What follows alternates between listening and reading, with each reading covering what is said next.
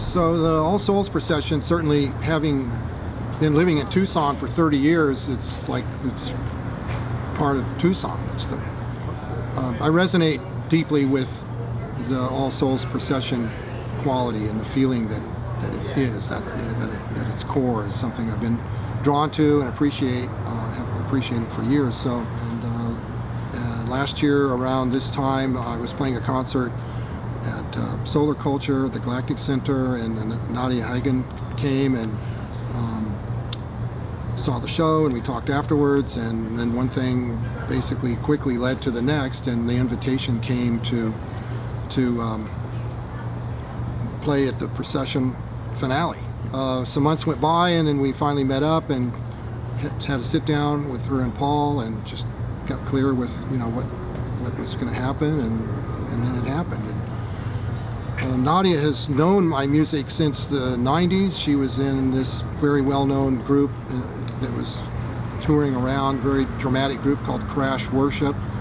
And so she had known of my music back in the 90s. I had the skeletal structure built, but I really do that a lot, where I wait till the energy is upon you and the deadline is facing you, and there's an excitement about that, and there's also, it's not a place of last minute composition, but it's just something about just taking it as far as you can, right to that point to where you're feeling the anticipation and the energy and the excitement, and then channel that into the final touches of what I'll be presenting.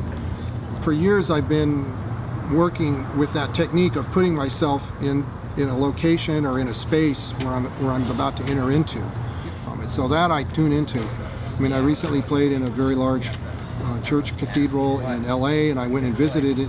I was there for an hour or so, and like 5 months before, and I just sat in there and just draw it in, and then for 4 months or so preparing for it, I have that sense of transposing myself in there and then shaping and creating a set that feels like it'll work within that setting. So here it's a very similar way of working, where I think ahead and put myself into that space, and not compare it to anything. I don't really have any memory of what music I've heard there before, but this time I know what I want to bring there, and just let that bloom out from that sense of the the awareness that you get from being there with all that information that comes in, and experiencing it in the past. That was really helpful.